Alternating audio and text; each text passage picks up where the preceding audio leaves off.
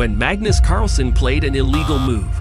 Magnus Carlsen for past 10 years has been winning almost every single game he played, with an accuracy rate of 98.54%, which is the highest in the world, which means that he easily finds the exact moves that should be played for the win.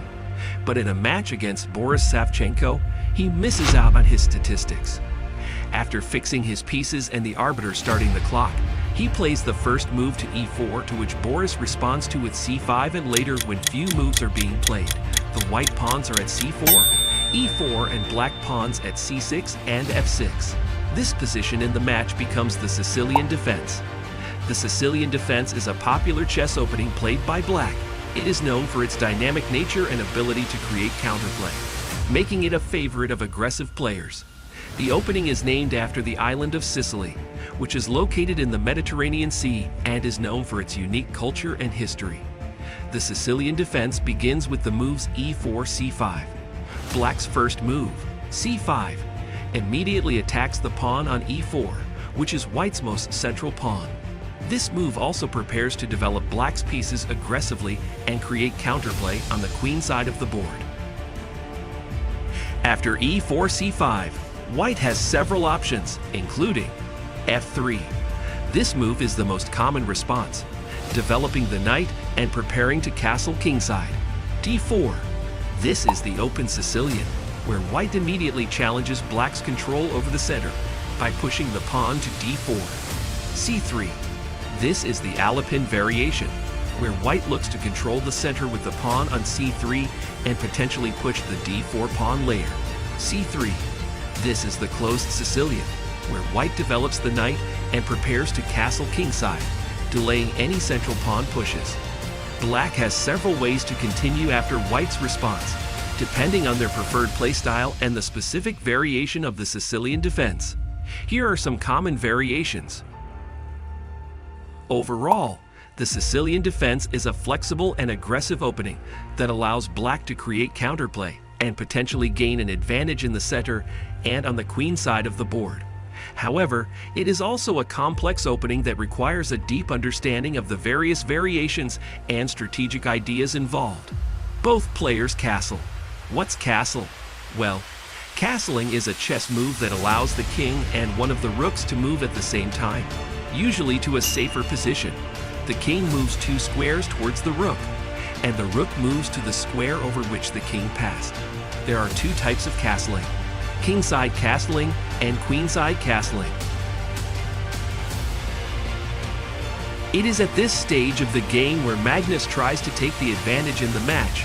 The moment Boris develops his bishop, Magnus moves his bishop to e3, creating a catastrophe for Boris when he moves his pawn to f4. But this does not affect Boris. He moves his queen to f5, casually connecting his rooks at the back. Both of them move their rooks to the active squares. None of them has any idea that they are entering into a crazy battle ahead. Magnus goes for the attack from his pawn. Boris immediately calls his knight back to the more active squares. Magnus takes some time for his next move, and when you think the world champion takes time for the move, it must be brilliant. He makes a Cupid mistake by moving his knight to d5, giving away a pawn for free on a2. Boris immediately takes advantage of this and takes away the pawn. Magnus moves his other pawn to 2 places. Now Boris goes for the blunder, moving his knight to s6. After some moves allowing Magnus to play knight c3, Boris moves away his queen. Magnus moves his pawn to e5, gives away the knight and playing on. After some moves, Magnus is in the control and bishops are being traded, and Magnus then offer a queen for a queen. Everybody in the chess field is aware about how Magnus is the ultimate master at the endgame, so Boris should really not accept this. Boris goes for the pawn and the queens are being traded. It's about time. Magnus moves his bishop to e6. Magnus has already realized that he is going to win this match. Boris can't top Magnus when it comes to endgame. Truth is, nobody can. Boris develops his pawn to f5, and Magnus brings his king to more active squares. Boris again does a blunder after pawns are being traded by moving his bishop. Magnus develops his pawn to a3. Boris moves his king closer and Magnus moving his rook up. While it looks like this is a normal situation, Boris has no idea how much threatening it can be. He plays his rook to b3. Let's predict. Magnus gets a free rook, but after trading one of the rooks, and meanwhile Boris gets a pawn he can promote. Magnus would probably not like this idea. Magnus moves away his rook to d1, giving Boris a pawn. Both players at this point of the match have equal position. Magnus goes for a bishop trade, but Boris moves his bishop away, covering Magnus's knight.